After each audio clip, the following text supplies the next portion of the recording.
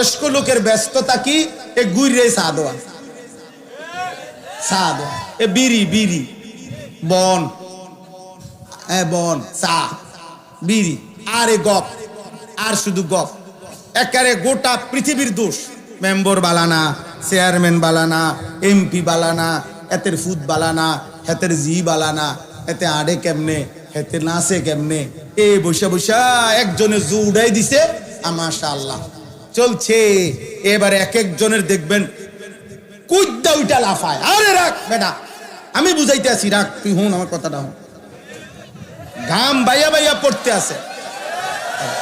এ কি বুঝায়, কি বুঝায় কেউ কইতাছে না। কারে বুঝায়, কিত্ত বুঝায়। এখান থেকে বৈশা জাতিসংঘের বুদ্ধি দেয়। আমি তো সবসময় বলি পৃথিবীর সবচেয়ে বেশি বুদ্ধিজীবী বাংলাদেশের চা দোকানে। একটা ডাইরেক্ট যে খনিটা, এটাই চা দোকান।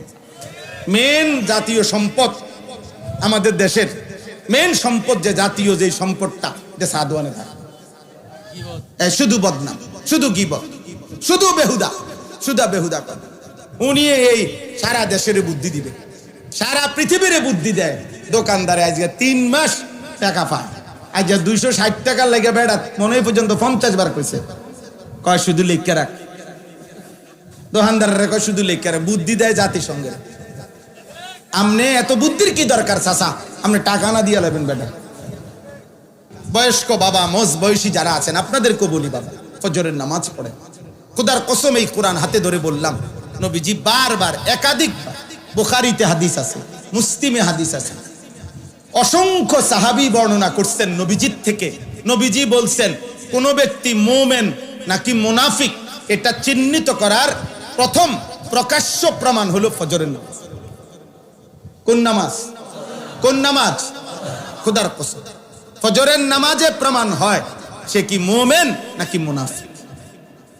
হাদিসে আছে, হযরত উবাই ইবনে কাব রাদিয়াল্লাহু তাআলা আনহু বলেন নবীজি যাকে সন্দেহ করতেন ইমানের ব্যাপারে, তাকে ফজরের নামাজ সালাম ফিরিয়ে খুঁজতেন, সালাম ফিরিয়ে খুঁজতেন। একদিন 2 দিন না দেখলে নবীজি বলতেন, মনে রেখো মুনাফিকের জন্য এশা এবং ফজরের নামাজ জামাতে পড়া কঠিন। কসম। হযরত আব্দুল্লাহ ইবনে ওমর বলেন, নবীজির বিখ্যাত সাহাবী, তিনি বলেন নবীজির জামানায় কেউ যদি ফজরের নামাজে মসজিদে না আসতো, আমরা তাকে 2টা জিনিস ভাবতাম, হয় সে অসুস্থ রোগাক্রান্ত, আর নয়তো মুনাফিক। আসানা বিহিজ্জান, হয় আমরা এটাই বুঝতাম, হয়তো সে অসুস্থ আর নয়তো মুনাফিক। নবীজি, বুখারীর হাদিস আছে, নবীজি সাল্লাল্লাহু আলাইহি সাল্লাম ফজরের নামাজের গুরুত্ব বলে আল্লাহর নবী বলছেন, আমার মন চায় জামাতের ওয়াক্ত হইলে একজনকে বলি ইমামতি করো, আর আমি নিজে কিছু লোক নিয়া লাকড়িতে আগুন ধরাইয়া আমার মন চায় ইলা কওমিন লা ইয়াশহাদুনাস সালাহ, যারা ফজরের জামাতে আসে নাই, আমি তাদের ঘরগুলোতে যাই, ফা উহাররিকা আলাইহিম বুয়ুতাহুম বিন্নার, অতঃপর তাদের ঘরগুলো তাদেরকে শুদ্ধা আগুনে পোড়ায় দেয়। কি মনে করছেন আব্বা বিষয়টা? খামখেয়ালি মনে করছেন? ফুলাইন মানুষ, হেবড়া কয় ফুলাইন মানুষ, বাপে কয় ফুলাইন মানুষ, মায়ে কয় ফুলাইন মানুষ, আস্তে আস্তে ঠিক হয়ে যাবে। হেবড়ারে কইছে জিবরাইলে, হেবড়ারে কইছে 18 বছরের, এখনো বলে ছোট ফুলাইন, আস্তে আস্তে ঠিক হইব। ধরেন 85 বছর বয়স যখন হইব, আল্লাহর রহমতে তখন তারের মতো সোজা হয়ে যাবে। কারণ তখন তার শরীরে আড্ডি গুড্ডি গিরাগাড়ি জোড়াজাড়ি সব ছেড়ে দিছে, তখন সোজা না ইয়ার উপায় আসেনি। হ্যাঁ, এটা নিয়ে সোজা হওয়া। তাইলে আস্তে আস্তে ফেলে রাখলে, অযত্নে অবহেলায়, মনে রাখবেন কোন জিনিস অযত্নে অবহেলায় ঠিক হয় না, নষ্ট হয়। লোহাও যদি মাটির উপরে ফেলে রাখে, মাটি লোহা হয় না, লোহা মাটি হয়ে যায়। এজন্য উপযুক্ত সন্তানও যদি অযত্নে অবহেলায়, পরিচর্যাহীন, ঈমান আমল আখলাকের নজরদারি শক্তভাবে যদি না ধরে রাখেন, তাইলে আস্তে আস্তে অসৎ বন্ধু, অসৎ চরিত্রহীন আর মোবাইলের আসক্তিতে একদিন নষ্ট হয়ে পচা গলা দুর্গন্ধ ছুঁয়ে, দুর্গন্ধ। আমার ভাই, অতএব ফজরের নামাজ আলহামদুলিল্লাহ। আপনারা যারা এই কি যেন নাম আপনাদের, এটা বাকড্ডা সামাজিক উন্নয়ন ফাউন্ডেশন, আপনাদের অনেকের গায়ে সুন্দর গেঞ্জি দেখছি। আপনারা এই গেঞ্জি পড়ুয়া সবাই আপনাদের ফাউন্ডেশনের যারা মুরব্বী আছে আপনাদেরকে নিয়ে, নওজোয়ান ভাই তোমরা ফজরের কাজ করো। আমি একটা তোমাদেরকে বললাম যে কাজটা কি, একদম সহজ কাজ, সহজ বুদ্ধি। একজন ছেলে, যুবক, কিশোর সিদ্ধান্ত নিবে আমি ফজরের নামাজ জামাতে পড়ব, আমার একজন বন্ধুকে ফজরের জন্য জাগাবো। এর দূরে আমাকে কাম, আমি ডাকবো তাকে, সে ডাকবে আমাকে। দুই দোস্ত পরস্পর সমঝোতা করে নিবে, বন্ধু তুমি আগে উঠলে আমারে উঠাইও, আমি আগে উঠলে তোমারে উঠাইব। ইনশাআল্লাহ কোরআনের বক্তব্য দ্বারা বোঝা যায় দুই বন্ধু একজন আরেকজনকে নেক কাজে সহযোগিতা করবে। খোদার কসম আল্লাহ কিয়ামতের দিন বলবে, ও বন্ধুরা যারা একে অপরকে নেক কাজে সহযোগিতা করেছিলে, একসাথে বন্ধুরা হাত ধরাধরি করে জান্নাতে ঢুকবে। কোরআন শরীফের আয়াত, উদখুলুল জান্নাতা আনতুম ওয়া আজওয়াজুকুম তুহবারুন। নেক কাজের বন্ধুরা একে অপরকে হাত ধরাধরি করে জান্নাতে ঢুকবে। এই জন্য এটা আমি অনুরোধ রই। আলহামদুলিল্লাহ। তোমরা এলাকা কোথায়? কোথায়? নানছাটি। এখানে ওরা দাঁড়াও, দাঁড়াও, তোমরা দাঁড়াও। এই দেখেন, এরাও আমাদের এই ফজর ক্যাম্পেইনের কাজ করে। ওই যে এদের গেঞ্জির মধ্যে লেখা আছে ফজর ক্যাম্পেইন। এরকম অনেক আছে বউ আব্বা, সারা বাংলাদেশে আছে আলহামদুলিল্লাহ, সারা বাংলাদেশ। সিলেটে আমরা কিছুদিন আগে প্রোগ্রাম করছি, ফজরের বাদ বয়ান করছি মসজিদে, সিলেটের বড় মসজিদে, বিভাগীয় শহরে। হ্যাঁ, সিলেট আম্বরখানা নাকি, আম্বরখানা পয়েন্ট মসজিদ। ফজরের ওয়াক্তে এলাকাবাসী, ওই যে ওই সিলেটের আজকে আসছে, হে বলতেছে তার আত্মীয় রাত্রে 3:30 বাজেই আপনার মোটর সাইকেল দিয়ে দূর জায়গার থেকে ফজরের জামাত ধরছে। পুরা 3 তালা মসজিদ, সব তালা কানায় কানায় পূর্ণ হয়েছে ফজরের জামাত। আমার এটা কোনো দল না, সংগঠন না। আমি বিগত নির্বাচনও পারতি না, সামনে নির্বাচনও পারতি না, আমার এটা নাই। আমি এটি বুঝি কম, বুঝেন নাই? আমি বুঝি আল্লাহর কথা বলা। হ্যাঁ, যার যার সাধ্য মতো চেষ্টা, হ্যাঁ, যা যে এর চাইতে বেশি কাজ করতেছে আলহামদুলিল্লাহ, প্রত্যেকের সাধ্য মতো কম বেশি দিনই কাজ করা, ঠিক না বলেন? উচিত কি না বলেন? এজন্য প্রথম জিম্মাদারি ফজরের জন্য ইনশাআল্লাহ আপনারা বাবারা, আপনারা আপনাদের সন্তানদেরকে উঠান, আপনি আপনার ছেলেটার সামনে দাঁড়িয়ে উঠান, স্ত্রীকে উঠান। আল্লাহ নবী বলছে যে স্বামী স্ত্রীকে ফজরের নামাজের জন্য জাগিয়ে দেয়, যে স্ত্রী স্বামীকে ফজরের জন্য জাগিয়ে দেয়, খোদার কসম নবী বলছে রাহিম আল্লাহ, আল্লাহ ওই স্বামী স্ত্রীর উপরে রহমত নাজিল করে। নবীজি বলছে যে এই পরিবারের পুরুষ তার পরিবারের সদস্য স্ত্রী ছেলে মেয়েদেরকে ফজরের নামাজের জন্য জাগিয়ে দেয়, অতঃপর সকলে ফজরের নামাজ আদায় করে। খোদার কসম নবী বলছে আল্লাহ তাআলা ওই ফ্যামিলির পুরুষ মহিলাকে বেশি বেশি জিকিরকারী পুরুষ এবং নারীদের অন্তর্ভুক্ত করে দেয়। তাহলে আমরা চেষ্টা করতে পারি কিনা বলেন? হিম্মত করেন, বলেন ইনশাআল্লাহ, বলেন ইনশাআল্লাহ। ইনশাআল্লাহ একদিন আমরা স্বপ্ন দেখি জুমা এবং ফজরের মুসল্লি বরাবর হবে। হয়তো আমরা থাকবো না, হয়তো আমরা থাকবো না, হয়তো 30 বছর পরে হবে, হয়তো 50 বছর পরে হবে। একদিন সত্যি সত্যি দাজ্জাল আসবে, একদিন সত্যি সত্যি মাহদী আসবে, একদিন ঈসা নবী আসমান থেকে নেমে আসবে, চূড়ান্ত লড়াই হবে, পৃথিবীময় জিহাদ হবে, মাহাদির নেতৃত্বে যুদ্ধ হবে, আর শেষ পর্যন্ত দাজ্জাল এবং তার অনুসারীরা পরাজিত হয়ে গোটা পৃথিবীময় কালেমার পতাকা উড়বেই উড়বে, উড়বেই উড়বে, উড়বেই। এ তোমার নবীর ভবিষ্যৎবাণী, আর তোমার নবী মিথ্যা বলে না, বানিয়েও বলে না। তিনি মিথ্যাও বলে না, বানিয়েও বলে না। আল্লাহ সবাইকে কবুল করেন, আল্লাহ সবাইকে কবুল করেন। আপনাদের এই সামাজিক উন্নয়ন ফাউন্ডেশন, আপনাদের কাছে আমার অনুরোধ, আপনাদের সামাজিক উন্নয়ন 2 ভাগে হবে ইসলামের দৃষ্টিকোণে। এই শেষ কথা মনে রাখেন। 1 নাম্বার হলো সামাজিক উন্নয়নের 2 অংশ থাকতে হবে। 100 টাকায় 60 টাকা আর 40 টাকা কমপক্ষে 2 ভাগ করতে হবে, সমান সমান না। 60 টাকা হবে একদিকে, 40 টাকা হবে একদিকে। 60 টাকা দিয়া কি করবেন? 60 টাকা দিয়া মানুষের আখেরাতমুখী জীবন গঠনের জন্য আয়োজন করবেন।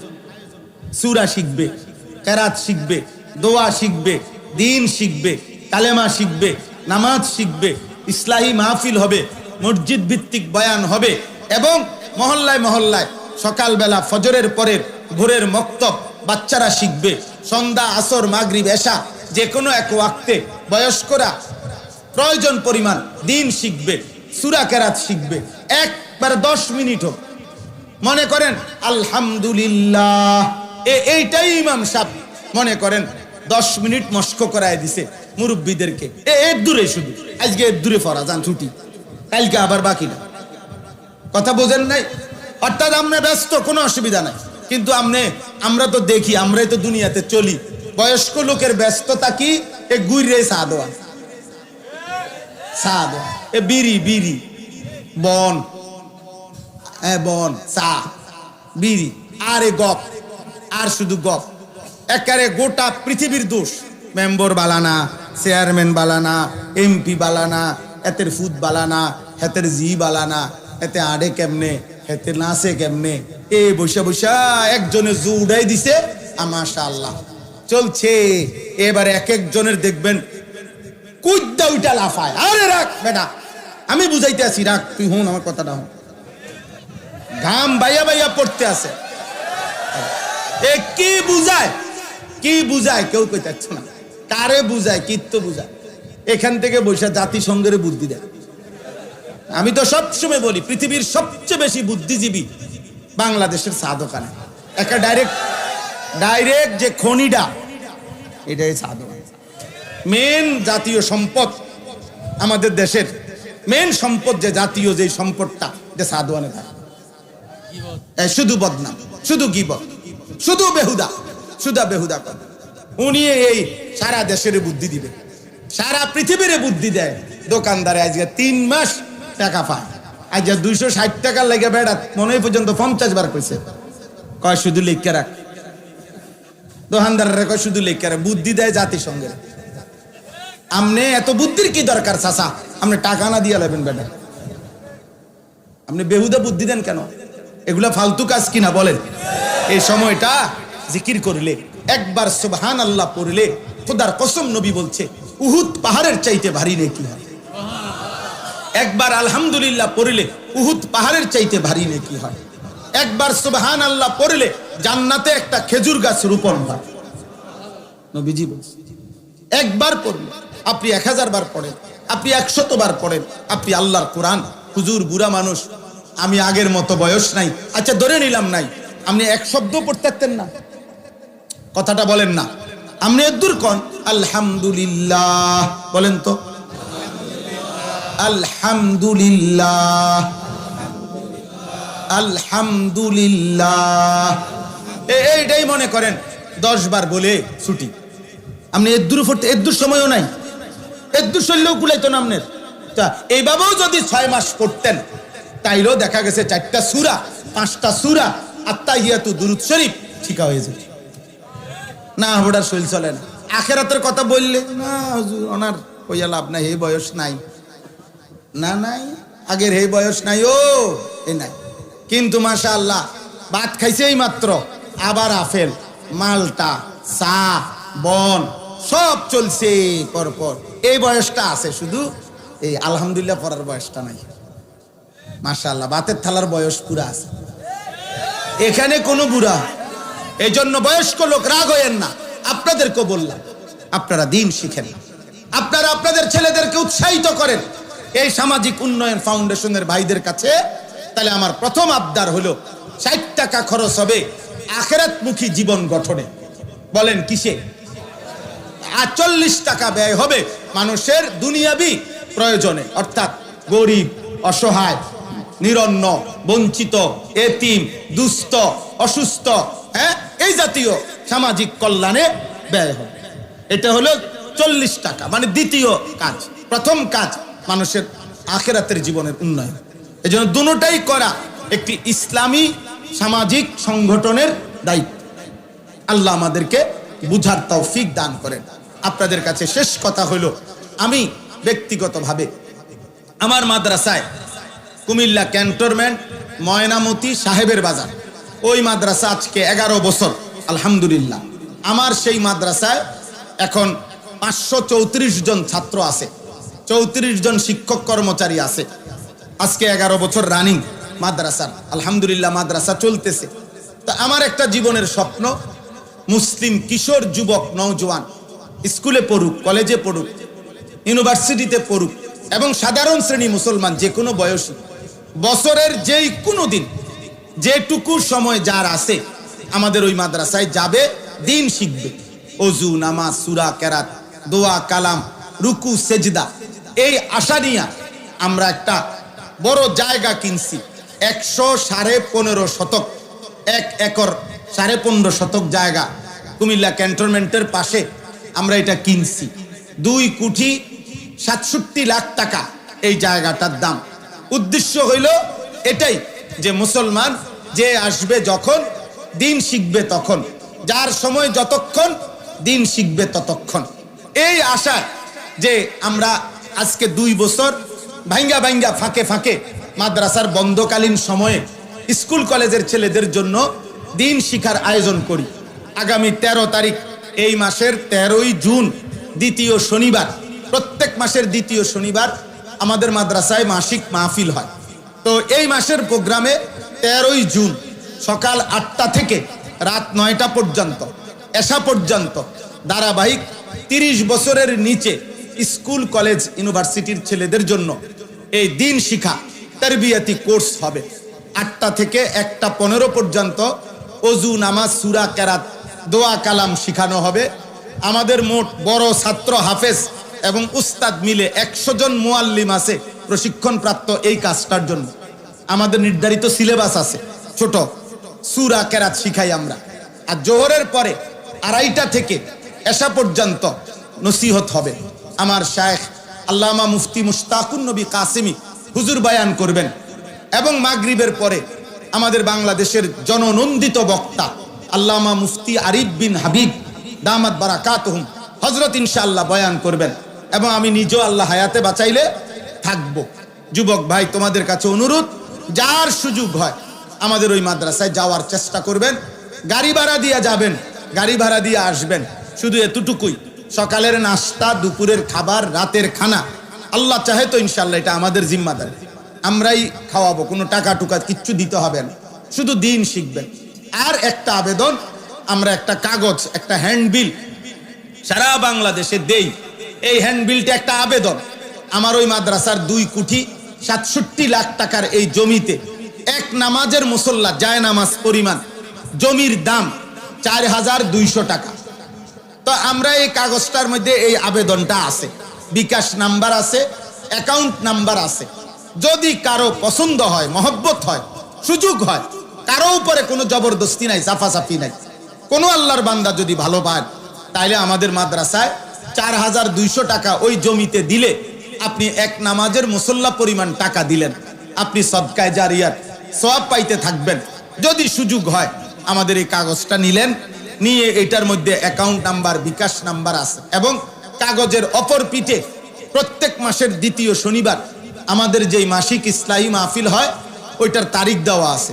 যাদের সুযোগ হয় প্রতি মাসের দ্বিতীয় শনিবার মাসিক মাহফিলে যাবেন।